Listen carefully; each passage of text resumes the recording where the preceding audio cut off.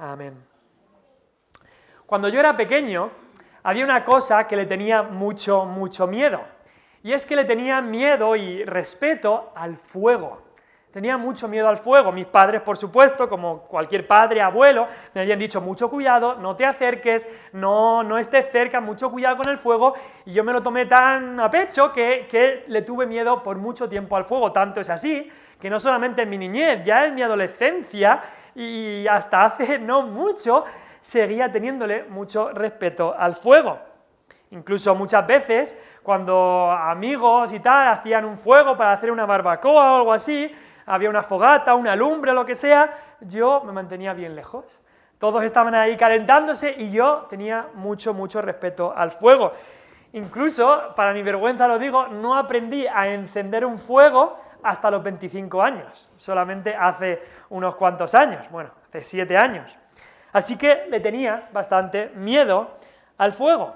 Aunque todos mis amigos estuvieran delante del fuego para calentarse, yo quería estar lejos, bien lejos del fuego. Y pensando en eso, Dios creó al hombre para que el hombre estuviera cerca de él, para que el hombre estuviera delante de él, para que el hombre pudiera estar en comunión con Dios y en comunión de la asombrosa y preciosa y gloriosa presencia de Dios. El reformador Juan Calvino dijo que el mundo fue creado sin duda para que fuese un teatro de la gloria divina, un teatro donde Dios es el principal actor enfrente de todo el universo, y así estar delante de Dios, verle actuar en su gloria. Eso es lo que ocurrió con Adán y Eva, pero algo ocurrió con estas dos primeras personas, que estar delante de Dios pasó de ser una bendición y un privilegio a ser algo casi terrorífico, y es porque Adán y Eva pecaron. Y por el pecado ya no podían estar delante de Dios. ¿Qué fue la primera cosa que hicieron cuando pecaron? Huir, salir de la presencia gloriosa de Dios, se escondieron. ¿Por qué? Porque nuestro Dios es fuego consumidor contra el pecado. Como me pasaba a mí en mi niñez con el fuego, así le pasaron a Adán y Eva. No querían estar delante de Dios porque sabían que Dios aborrece el pecado y es fuego consumidor contra el pecado. Es más, el hijo de Adán y Eva, Caín, que mató a su hermano, Dios le había hablado a él y le había dicho: mira, el pecado está a la puerta, el pecado está delante de ti. Y él sabía que o el pecado estaba delante de él, o él estaba delante de Dios, que no se podía estar delante del pecado, amando el pecado, y delante de Dios. Y llegamos al capítulo 4, versículo 16 de Génesis, un versículo desolador, que Caín tenía que decidir, ¿iba a venir en arrepentimiento a Dios o no? Y leemos ahí: salió pues Caín de delante de Jehová. Salió pues, dijo: prefiero mi pecado, me voy, quiero estar delante del pecado, no quiero estar delante de Dios. Tenía dos opciones y finalmente dejó la presencia de Dios. Ahora, no tenemos que pensar que si alguien se va de delante de Dios, entonces Dios no se entera de su pecado. No es así. Todos los pecados de Caín después de ese, aún Dios los sabía. Es más, la ciudad de Sodoma, una ciudad que estaba lejos de Dios, en Génesis 19:13, dijo Dios, o estos ángeles: vamos a destruir este lugar por cuanto el clamor contra ellos ha subido de punto delante de Jehová. Su pecado ha subido delante de Jehová, Dios lo está viendo. Por tanto, Jehová nos ha enviado a destruirlo. Así que, aunque alguien se vaya de delante de Jehová, no significa que su pecado no sea visto por Dios, el Dios que lo ve todo. Pero hay algo incluso más peligroso que esto, y es cuando una persona o un pueblo tienen el privilegio de tener a Dios cerca, de tener en sus vidas la presencia aparente de Dios, con su palabra siendo predicada, con otros verdaderos hijos de Dios alrededor suya, con invitaciones a venir a Dios. Cuando una persona tiene todo esto de vivir delante de Dios y aún así se entregan al pecado, eso es algo muy peligroso, con graves consecuencias, tanto en esta vida como en la siguiente. ¿Os acordáis de cuando estaba Cristo en esta tierra? Cristo fue predicando de ciudad en ciudad. Y muchos decían: bueno, nosotros somos judíos, nosotros tal, nosotros lo otro. Y hay varias ciudades que Jesús dijo: ay de ti, Corazín era una ciudad, ay de ti, Betsaida, ay de ti, Capernaum. Y lo que dijo es esto: que habéis escuchado la palabra, habéis tenido todo este privilegio, habéis tenido a Cristo, a Dios mismo delante de vosotros y habéis pecado.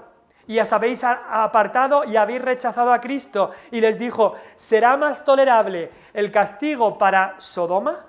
Y sabemos cuál fue el pecado de Sodoma. ¿Será más tolerable el castigo para Sodoma que para vosotros? Aquellos que tuvieron la presencia de Dios y pecaron delante del mismo rostro de Dios. Y eso es lo que pasó en la historia que hemos leído. Hoy hemos leído de unos hombres que en una ciudad que fue juzgada por Dios, una ciudad que estaba de luto, y que su reacción fue decir esta frase que hemos leído en el versículo 20 del capítulo 6. Una pregunta de mucha importancia, una pregunta que nos tenemos que hacer cada uno de nosotros. ¿Quién podrá estar delante de Jehová, el Dios Santo? ¿Quién podrá estar delante de Jehová, el Dios Santo? Y ese es el título de la predicación de hoy. ¿Quién podrá estar delante de Jehová, el Dios Santo? Tenemos que reconocer que Jehová, el Dios verdadero, es un Dios santo. Es un Dios santo. Estamos en unos tiempos que solo se habla y lo escuchas y lo escuchas y lo escuchas en el mundo evangélico. Solo se habla de que Dios es amor. Y se quita y se olvidan de la santidad de Dios, que Dios es un Dios puro, santo, que ninguno de nosotros nos podemos acercar a Dios por nosotros mismos. Escucha eso, ninguno de nosotros nos podemos acercar a Dios por nosotros mismos, porque somos pecadores. Si nos acercamos, su santidad es tan gloriosa que incluso puede acabar con nosotros. Hace 2 semanas expusimos 1 Samuel 4, hablamos de este texto en 1 Samuel 4, esta batalla, fatídica batalla, donde Israel perdió la gloria de Dios, donde Dios juzgó a Israel por su presunción. Tenemos a Dios de nuestra parte, tenemos el arca, no hace falta hacer nada, no hace falta porque Dios está entre nosotros, y Dios no estaba entre ellos. Y perdieron incluso el arca que fue robada por los filisteos. Ese arca que debería estar siempre en el tabernáculo, que era la representación gloriosa de la gloria, santidad del único Dios verdadero. Ese arca que solo debía ser movida a la orden de Dios, y ellos lo utilizaron como un amuleto, como una reliquia, una estatua. Ese arca que era el símbolo de la presencia gloriosa de Dios, y que Él no iba a dejar que hicieran lo que quisieran con ella. Ese es el contexto de este texto que hemos leído de capítulo 5 y capítulo 6. Y queremos responder a esta pregunta de quién podrá estar delante de Jehová, el Dios Santo. La primera respuesta que vamos a dar es que los paganos no pueden estar delante del Dios Santo. Los filisteos eran paganos. ¿A qué me refiero con paganos? No es una palabra que digamos mucho, pues paganos son aquellos que no saben nada o prácticamente nada de Dios, que no adoran al único Dios verdadero. Tienen otros dioses que se han inventado ellos. Quizá alguno dice, pero no, yo soy ateo, yo no tengo ningún Dios, pero sinceramente los ateos no existen. Los ateos sí que tienen algún tipo de ídolo, algún tipo de Dios. Los ateos no existen.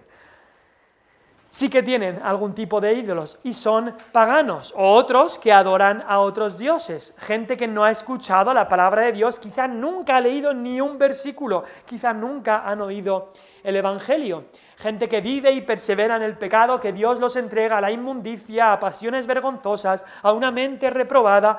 Los filisteos eran paganos, gente que no conocía nada sobre Dios, o muy poco sobre Dios, que tenía otros ídolos, otros dioses falsos. Y los paganos no pueden estar delante del Dios Santo, como vemos aquí en el capítulo 5.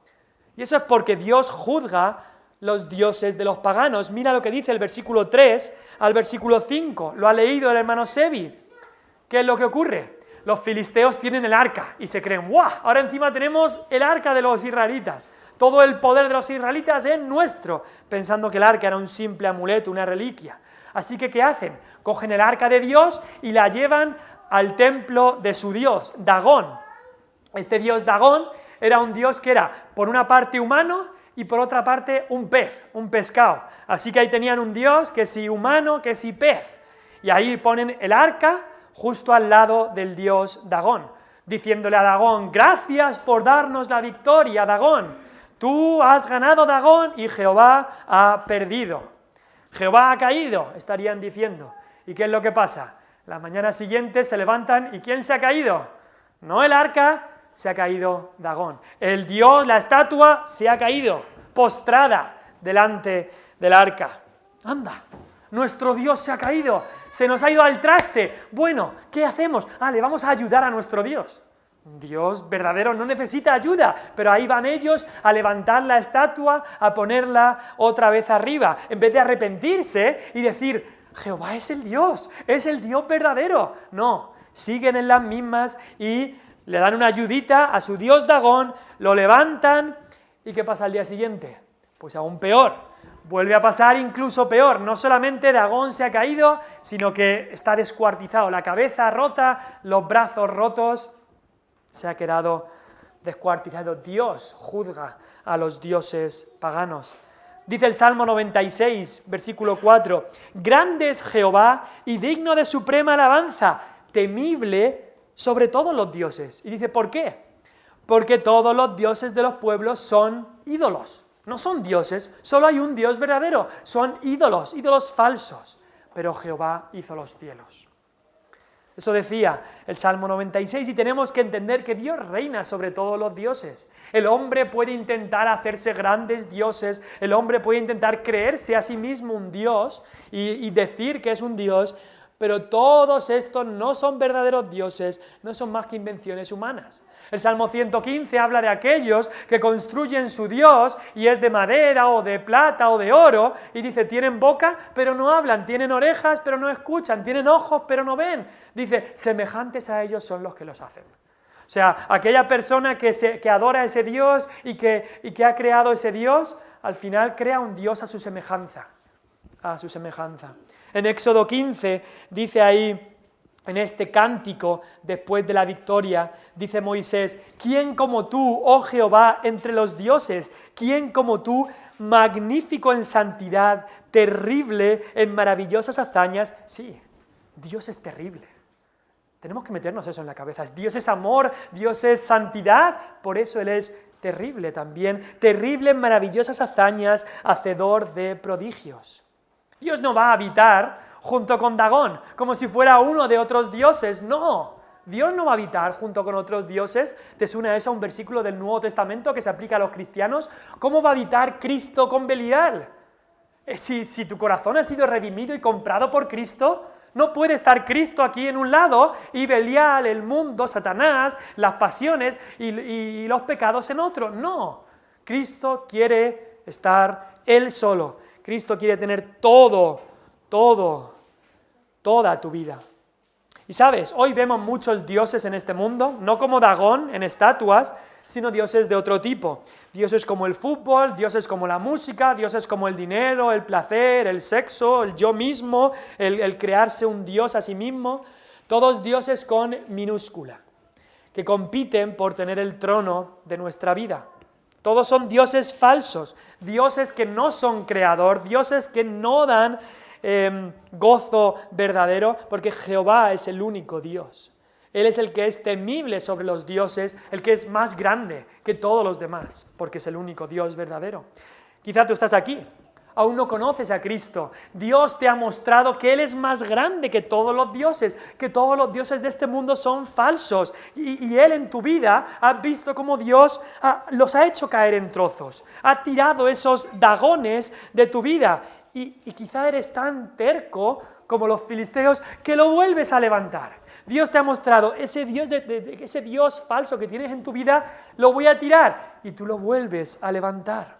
Pensabas que quizá el dinero te iba a dar la felicidad y la paz, o el amor, o cualquier otra cosa. Dios ha hecho caer ese Dios y tú lo vuelves a levantar. ¡Qué ciego es hacer eso! ¡Qué ciego es el que hace esto!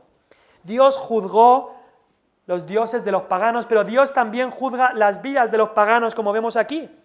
Dios juzgó a su dios Dagón, pero también los juzgó a ellos. Trajo una plaga muy grande sobre los filisteos. Habla ahí y lo nombra 4 veces en el capítulo 5, la mano de Jehová, la mano de Dios se agravó contra ellos. Trajo quebrantamiento, trajo consternación, tumores y muerte. Y leemos que tuvieron 7 meses en las distintas ciudades de Filistea 7 meses de juicio, 7 meses de peste, porque lo que tuvieron es como antes se hablaba una peste negra. Quizá habéis escuchado de la peste negra. Ahora sabemos un poco más de pandemias, pues la peste negra ha sido la pandemia más destructora de toda la historia de la humanidad.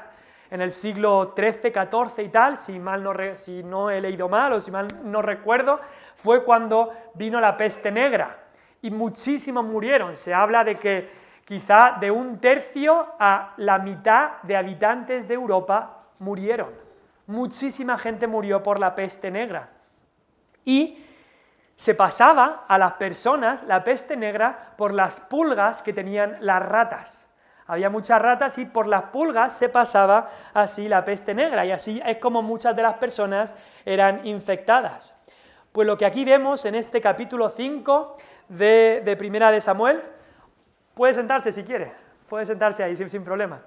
Lo que vemos aquí en Primera de Samuel, capítulo 5, es algo así. Quizá es la primera vez que está registrada en la historia una plaga, una pandemia como fue la peste negra. Esta gente comenzó a tener tumores negros que le salían y sabemos también que venían de los ratones. Era el juicio de Dios sobre ello. Y ¿sabes qué? Es muy peligroso cuando pones a otro ídolo por encima del Dios verdadero. Es lo que hicieron los filisteos. Dagón era su Dios y Jehová, el Dios de los israelitas, pues no le querían prestar mucha atención. Pero también es muy peligroso cuando piensas que puedes añadir a Dios a tu vida. Mucha gente hace eso. Yo voy a seguir con mi vida, pero esto suena bien, así que voy a añadir a Cristo a mi vida. No, Cristo quiere ser exclusivo en tu vida. Muchos lo han hecho así. Tienen una lista de ídolos y también ponen a Dios. Tienen ahí su estantería con todos los ídolos y añaden a Dios. Ponen el arca de Dios al lado de sus dagones. Es muy peligroso. Y así Dios envió este juicio, esta enfermedad, que tantos murieron en la tierra de los filisteos. Y quizá pueda ser que Dios envíe una enfermedad a tu vida para que te arrepientas de tus pecados y vengas a Cristo. No siempre lo hace, pero a veces lo hace. Y los filisteos sí fueron consternados por este juicio, se rindieron ante el juicio, pero no se rindieron ante Dios. En vez de acercarse a Dios, ¿qué hacen? Que salga Dios de nosotros. Me recuerda esto el Nuevo Testamento. ¿Os acordáis esa vez que Cristo fue a esa ciudad de Gadara y sanó a este hombre endemoniado? Y hizo un gran milagro ahí, y vinieron los habitantes de la ciudad y vieron la gloria de Cristo, la gloria de Dios ahí, este hombre siendo sanado. ¿Y qué le dijeron a Cristo? Vete. Es que me da miedo por un lado, es que también hemos perdido todo el ganado, vete. En vez de acercarse a Dios, se alejaron de Dios. Así que vemos que los paganos no podían estar delante del Dios Santo por su pecado. Ahora es curioso cómo estos mismos paganos sabían, y eso lo vemos ya en el capítulo 6, sabían que se requería expiación. Después de ese versículo 11, en el versículo 2 del capítulo 6, hacen una pregunta muy importante también ellos. Dicen, ¿qué haremos del arca de Jehová? ¿Qué haremos del arca de Jehová? Y tú, si estás aquí y no conoces a Cristo, te tienes que preguntar, ¿qué vas a hacer de Cristo? ¿Quién es el verdadero? Y el verdadero arca de Jehová, del que hablaba este arca. ¿Qué vas a hacer con Cristo? Y se preguntan ellos, ¿qué haremos del arca de Jehová? Y en vez de rendirse ante Cristo, ante Dios, dicen, que se vaya de aquí, que se vaya de aquí. Y es curioso que sabían que se requería expiación. Nombran esa palabra, estos sacerdotes de Filistea dicen, mira, si vais a enviarla hace falta expiación. Supieron juzgar que lo que les había ocurrido quizá era porque Dios les había juzgado y hacía falta expiación. Hacía falta expiar, habla de purificar, de sufrir un castigo por una falta cometida. Incluso se ve ahí que sabían algo de la historia de Israel. En el versículo 6 hablan de cómo Israel salió de Egipto y todas las plagas que hubo. Sabían algo de todo esto, sabían que se requería expiación, pero lo triste es que no sabían qué tipo de expiación se requería. Dice, ¿qué expiación se requiere para que nos libremos de todo este juicio de Dios? Y pues lo que hicieron es expiación de dinero. Vamos a pagar todos, hacer unas figuras de oro y plata, incluso hicieron figuras de los tumores que habían tenido, lo cual es bastante extraño, pero figuras de oro de estos tumores y figuras de oro de los ratones que habían traído esta enfermedad. Hicieron figuras de todas estas cosas. Esa no es la manera de expiación, esa no es la manera de ser salvos que Dios había puesto. También era una expiación por sus propios esfuerzos. Nosotros pagaremos, vamos a poner unas vacas que vayan a llevar esto a Israel, un carro nuevo, todo por sus propios esfuerzos. ¿Y cuántos hay en el día de hoy que piensan que pueden ser expiados, perdonados de sus pecados por dinero o por esfuerzos? Así pensaban los filisteos, por dinero y por esfuerzos seremos perdonados de nuestros pecados.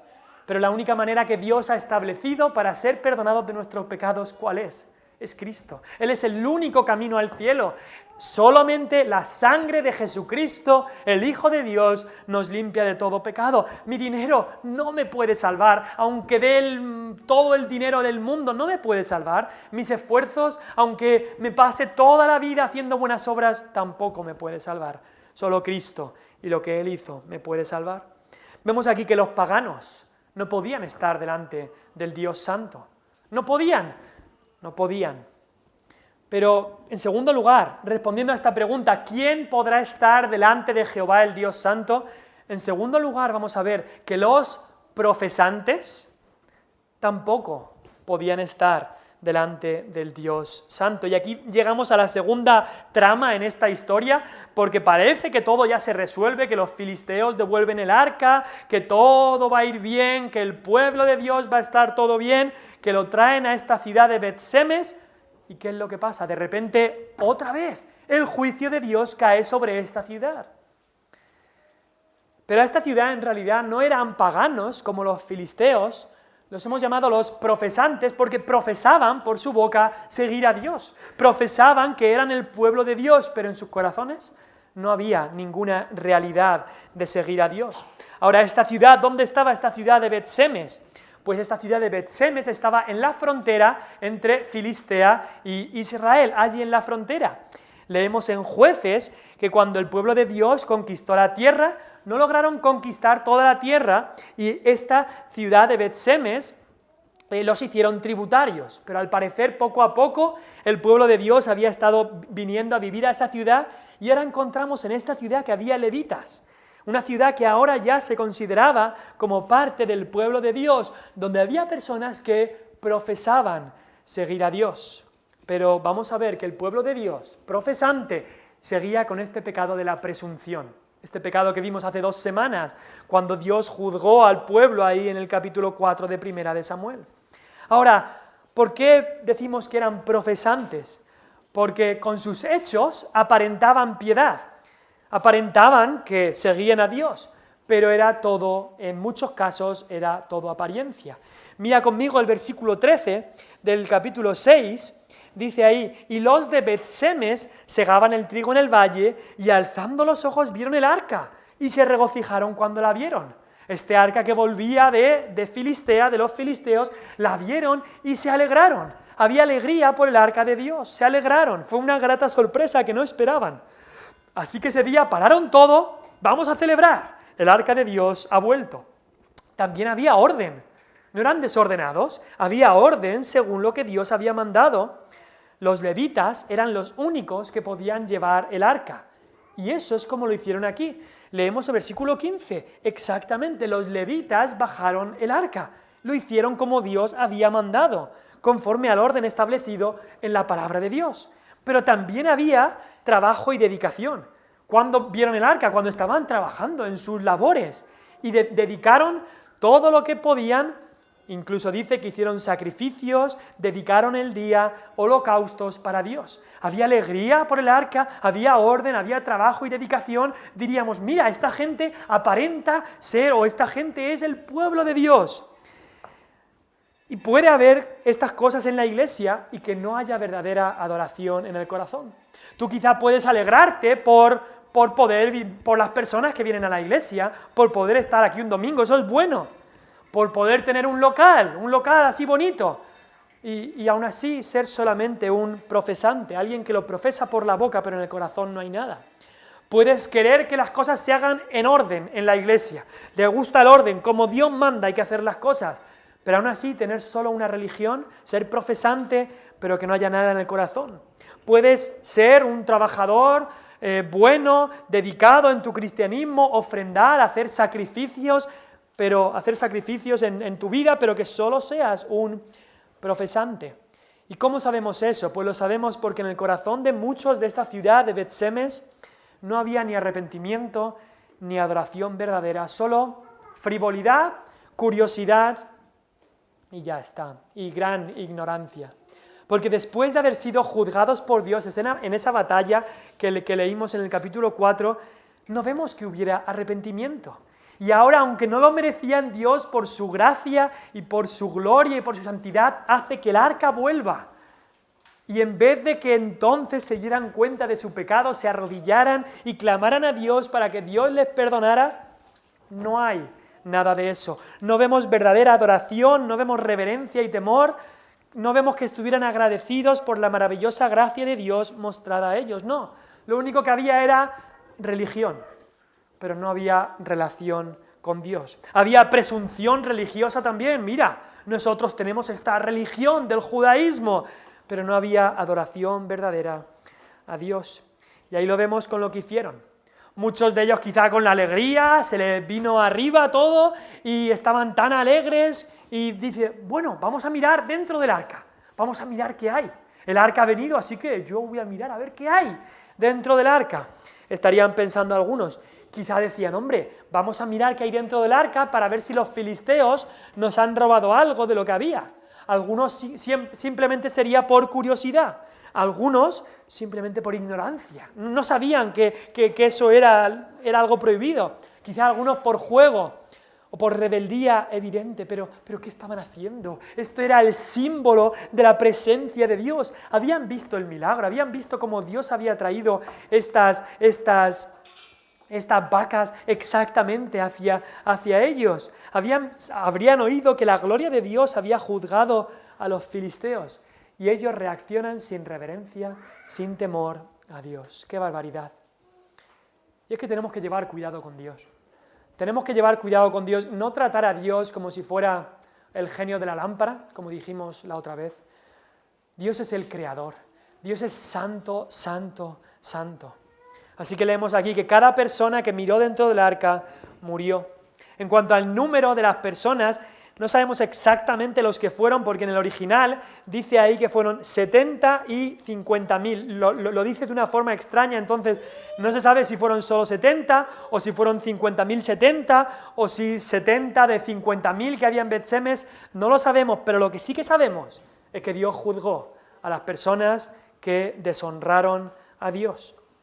Dios juzgó incluso con la muerte a aquellos que trataron con frivolidad, sin seriedad, su gloria, aquellas personas que miraron dentro del arca de Jehová. Y es muy curioso cómo hay mucho parecido entre los profesantes en el pueblo de Dios, aquellas personas que tenían una religión, y el mundo, es decir, los filisteos.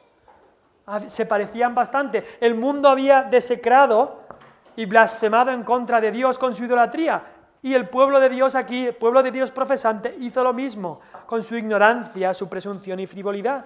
El mundo fue juzgado cuando hicieron esto, también el pueblo de Dios profesante. El mundo, los filisteos, ¿qué hicieron? Deshacerse del arca cuando les fue mal. También este pueblo en Bet-Semes se deshicieron del arca cuando les fue mal.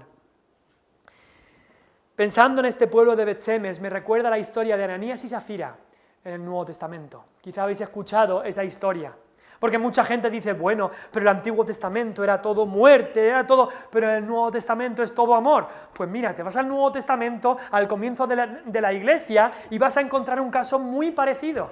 Ananías y Safira. Dios estaba obrando, Dios había mostrado su gloria en Cristo, Cristo había resucitado a los cielos y había dejado su iglesia, y estaban siguiendo en doctrina, y había una pareja llamada Ananías y Safira. Y al parecer estos eran parte del pueblo de Dios. Parece ser que tenían alegría y comunión con el pueblo de Dios. Parece ser que estaban en orden. Había doctrina buena, había trabajo y también había dedicación, porque estas personas vendieron una propiedad y dijeron, vamos a traer el dinero para que se utilice para la obra de Dios, para el campo misionero, para que haya más almas que se salven. Parecía que eran del pueblo de Dios, pero no había adoración verdadera. Tenían a Cristo bien cerca, que Cristo es el arca verdadera, el cumplimiento de todo lo que había en el arca, pero desecharon, desecraron a Cristo, mintieron al Espíritu Santo y Dios los juzgó de la misma manera que juzgó a estos hombres. Ananías y Zafira murieron ese mismo día que habían mentido al Espíritu Santo. Es algo muy, muy, muy peligroso, tener solamente una religión, ser profesante, que profesas por tu boca una cosa, pero que en tu corazón no hay eso. Y es que tenemos que entender, hemos visto los paganos, los que no tienen a Dios, y los profesantes. Y cada una de las personas de este mundo, en nuestro estado natural, estamos en uno de estos dos. O en el lado del pecador pagano o en el lado del pecador profesante, pero todos somos pecadores, o en el lado del publicano o en el lado del fariseo. Y seguimos con la pregunta, ¿quién podrá estar delante de Jehová, el Dios Santo? Esa pregunta que hicieron estos hombres sigue resonando.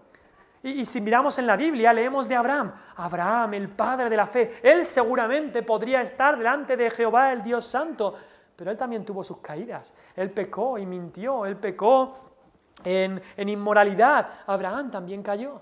Pero Moisés seguramente sí, porque él fue elegido por Dios para estar delante de Dios ahí en el monte Sinaí. Pero Moisés también cayó, e incluso cuando iba delante de Dios se tenía que poner un velo, no podía estar delante de Dios. David, el rey esperado, él seguramente podría estar delante de Dios, ¿no? Pero él mismo también cayó, e incluso en el Salmo 15 y el Salmo 24, David allí dice, Jehová, ¿quién habitará en tu tabernáculo? ¿Quién morará en tu monte santo? Muy parecida a la pregunta que tenemos aquí.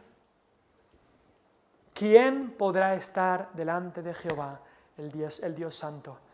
Todos hemos pecado, estamos excluidos de la gloria de Dios, quizá por el lado de la religión, quizá por el lado del pasotismo o de no querer saber nada de Dios, pero todos hemos pecado. Pero hay una respuesta, gracias a Dios, hay una respuesta. Ni los paganos ni los profesantes pueden estar delante de Dios, pero gracias a Dios, y en tercer lugar, solo Cristo puede estar delante del Dios Santo. Cristo sí, Él sí que puede estar delante del Dios Santo, en primer lugar porque Él es el puro Hijo de Dios, el que siempre ha estado delante del Dios Santo porque Él es Dios mismo. Ha estado siempre en comunión cercana, perfecta, ininterrumpida, pero también porque Cristo es el perfecto Hijo del hombre, el que vivió una vida justa de obediencia, el que no pecó, ni había engaño en su boca, no había pecado en él. Él fue perfecto Hijo del hombre y cumplió toda la ley a la perfección. Y no solamente la ley externamente, sino también la ley la cumplió en su corazón. Es más, el Padre dijo, este es mi Hijo amado en quien tengo complacencia. Cristo sí que puede estar delante del Dios Santo. ¿Y nosotros? ¿Cómo podemos estar nosotros delante del Dios Santo? Pues la respuesta es que solamente en Cristo. En nosotros somos pecadores, o pecadores profesantes de religión, o pecadores paganos que no saben nada de religión, pero somos pecadores. Pero solamente en Cristo podemos estar delante del Dios Santo. Al final de este pasaje, en 1 Samuel 7, 1 y 2, vamos viendo algunos rayos de esperanza, vamos viendo síntomas de verdadero arrepentimiento, lamentaban en pos de Jehová, vamos viendo que se están dando cuenta de la abrumadora santidad de Dios, que se dan cuenta de que somos incapaces de estar delante del Dios Santo, y vamos a ver que en el próximo capítulo, y Dios mediante el próximo domingo, Dios obra y hay un verdadero avivamiento en el pueblo de Dios, una reforma, un retorno a Dios y un dejar el pecado. También vemos ahí que este pueblo se da cuenta de que alguien tiene que hacer el papel de mediador y santifican a alguien como mediador entre el pueblo y Dios. Así que ¿cómo puedes estar delante del Dios Santo? Solamente en Cristo, solamente en Cristo. Cristo, solo Cristo puede estar delante de Dios y los que están en Cristo. Si estás en Cristo, sí que puedes estar delante de Dios. Si estás refugiado en Él, si te amparas bajo la sombra de sus alas, puedes estar delante del Dios Santo. Ese es el Evangelio. Que no hay otro camino, que Cristo es el único camino al cielo, que no hay otro acceso al trono de la gloria, a estar delante de Dios, sino solamente por Cristo, no por tus obras, no por tu bien hacer, no por tu dinero, solo en Cristo, solo en Él. Ahora, todo lo que hacemos como cristianos tiene que ser en Cristo, y al estar, y cómo podemos estar delante de Dios es en Cristo. En Efesios, Pablo está hablando de cómo venir delante de Dios en oración y habla que es en Cristo. En 2 Corintios, Pablo habla de cómo predicaba, dice, delante de Dios en Cristo hablamos. Predico delante de Dios y predico en Cristo, delante de Dios en Cristo. Y por eso el Hijo de Dios, como está en Cristo, sí que tiene un deseo de estar delante de Dios. No salimos huyendo como Adán y Eva o como Caín, sino que queremos venir delante de Él. Por eso el Salmo 42, David decía, ¿cuándo vendré y me presentaré delante de Dios? Y sabemos que un día, en el día final, cuando ya Cristo nos haya llevado a su presencia, estaremos delante de Dios, ahí con los ancianos que están sentados delante de Dios en sus tronos, con todos los redimidos, estaremos ahí. Así que ya para acabar, ¿cómo debe venir delante del Dios Santo? En primer lugar, ven en Cristo. Solamente en y a través de Cristo. 1 Timoteo 2:5 dice, hay un mediador. Necesitas a alguien que esté entre ti y Dios, o si no tu pecado será juzgado. Y Cristo es el mediador, el que está en medio de ti y Dios. Hay un solo Dios y un solo mediador entre Dios y los hombres, Jesucristo hombre, dice 1 Timoteo 2:5. ¿Cómo venir delante del Dios Santo? Pues ven delante de Dios en y a través de Cristo, pero también ven delante de Dios en Cristo, limpiando tus manos y purificando tu corazón. Santiago 4:8 dice, acercaos a Dios, y Él se acercará a vosotros. Pecadores, limpiad las manos y vosotros los de doble ánimo, purificad vuestros corazones. Acércate a Dios, pero con las manos limpias.